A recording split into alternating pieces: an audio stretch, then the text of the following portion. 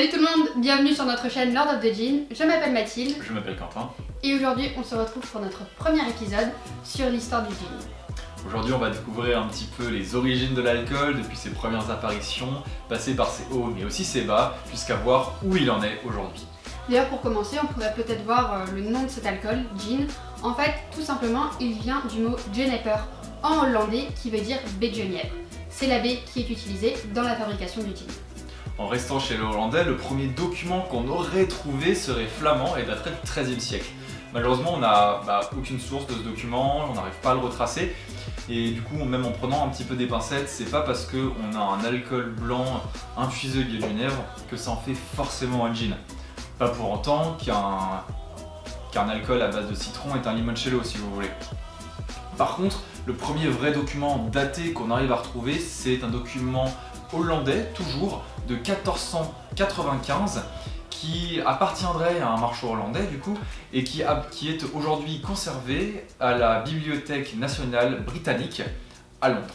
C'est un document qui aurait été ramené au XVIIe siècle par Sloan, du coup, et qui était le 13e président de la Royal Society. Anglo-irlandais, il a voyagé à travers l'Europe pour collectionner ce genre de documents, et c'est grâce à ça aujourd'hui on arrive encore à avoir des traces de ça. De la manière dont le gin est décrit dans ce document, ce serait un distillat de raisin, donc un alcool blanc classique, ensuite infusé au baie de Genèvre, auquel on aurait rajouté des petites épices, notamment la muscade qui était très en vogue à l'époque. Et du coup, on va arriver sur une période avec une grosse montée en popularité du gin, avec notamment un commerce qui va vraiment s'étendre à toute l'Europe et spécifiquement en Angleterre. Ce qu'il faut bien comprendre, c'est que si on regarde au XVIIe siècle, les Anglais buvaient un alcool appelé Genever. C'était un mélange de malt wine, qui est de l'alcool de grain, et de l'alcool de malt, c'est ça? De vin de malt. De vin de malt, autant pour jeu, auquel on a additionné des baies de genièvre. Et c'est cet alcool que les Anglais surnommaient Dutch Courage, ou Courage selon l'accent, qui était bu à ce moment-là. Évidemment, quand ils sont revenus de cette guerre de 80 ans, ils ont ramené l'alcool avec eux en Angleterre, et c'est là qu'on a pu entrer aux alentours du XVIIIe siècle, dans la période du gin craze. C'était une boisson légèrement différente du Genever, c'est-à-dire qu'on avait enlevé l'alcool de vin de malt, et donc on se rapprochait vraiment de ce qu'on peut retrouver aujourd'hui avec une boisson qui s'appelait véritablement du gin. Ce qu'il faut bien comprendre à ce moment-là, c'est que le gin a acquis une réputation vraiment mauvaise, puisque les Anglais étaient littéralement ivres-morts dans les rues, l'alcool coulait à flot. Pour vous donner une idée, on est allé jusqu'à 40 millions de litres vendus en un an à Londres seulement, donc c'est absolument énorme.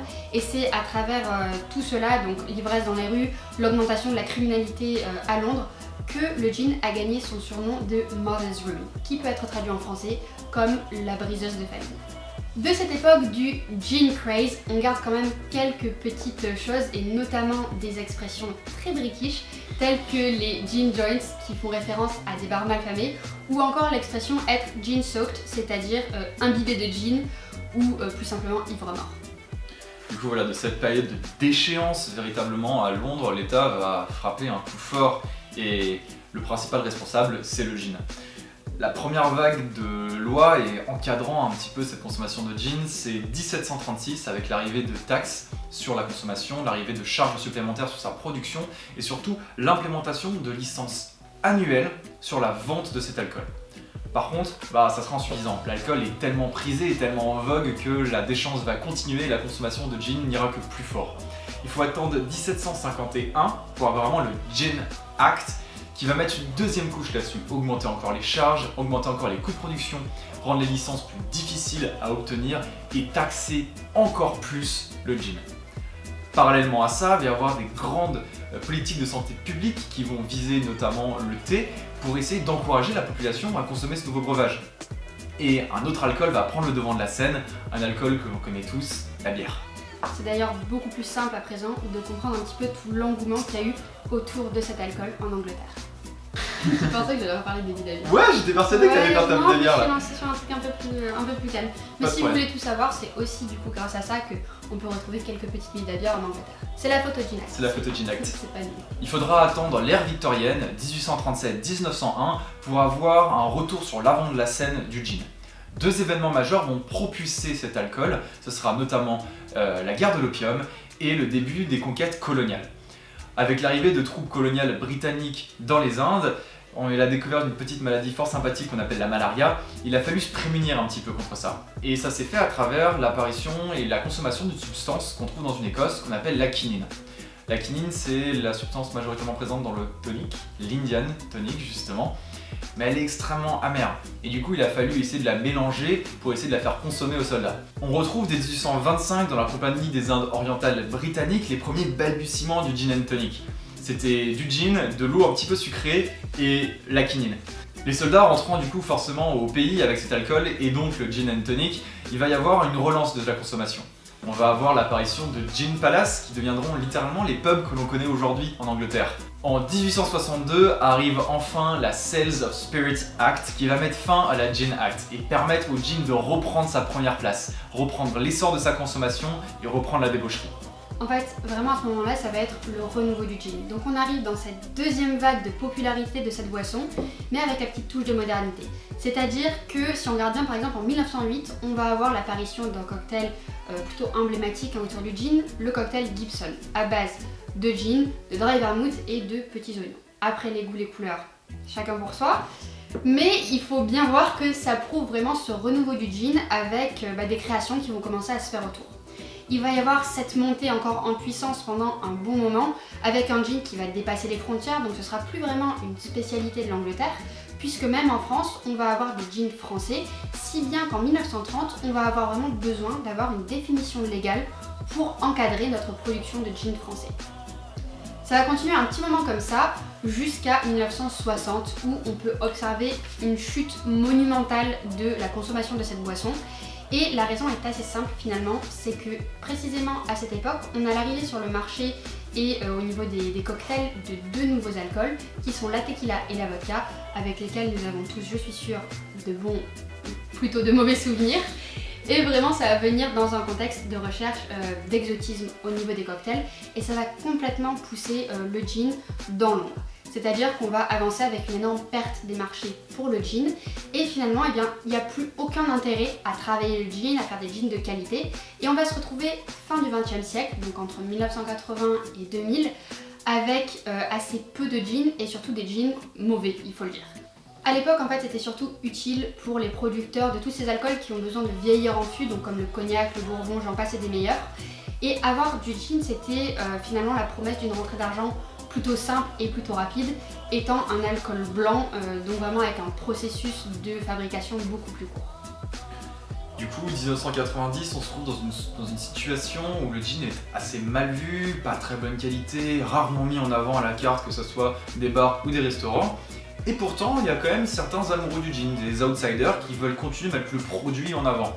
En 1990, par exemple, le chef Ferran Adrià, un Catalan, va faire une déclaration assez forte qui est que le gin est pour lui un acte gastronomique. C'est assez fort pour un restaurateur et un chef de parler d'un alcool qui est aussi mal vu à l'époque d'une façon aussi élogieuse. D'un autre côté, on a des bars comme le Dickens à Saint-Sébastien aux Pays-Bas ou le Six Bar à Barcelone qui essayent vraiment de mettre le gin en avant, d'en proposer une version améliorée à la carte en essayant de montrer le produit sous son plus beau jour.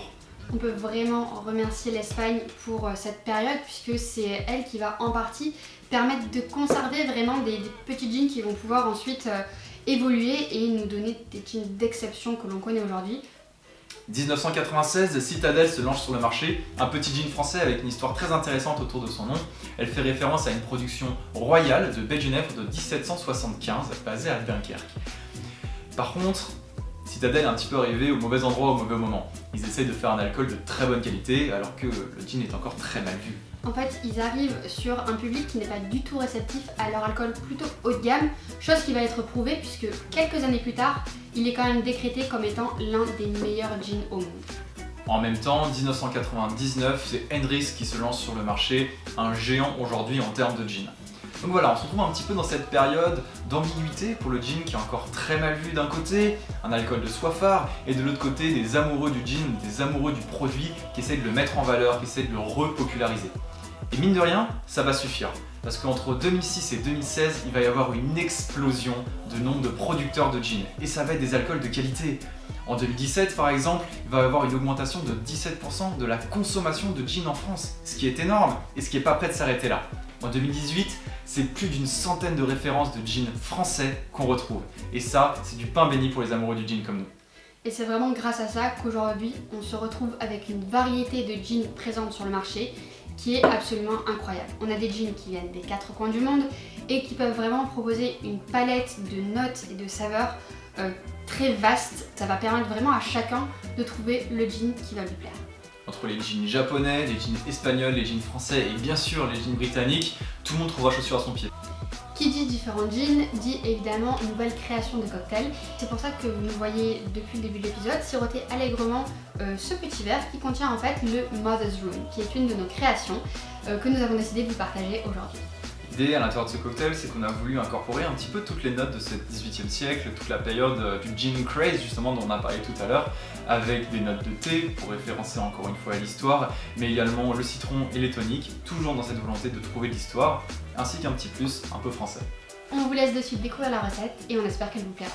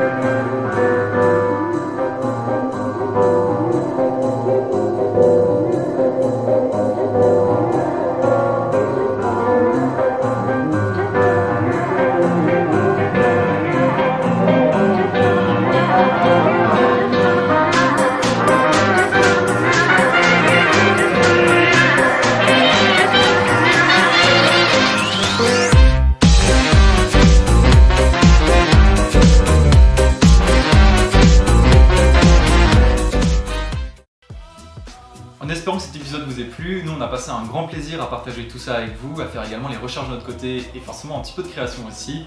On se retrouve la prochaine fois pour un épisode de découverte autour d'un jean qui est une petite merveille. En attendant, bonne dégustation. À bientôt. Salut!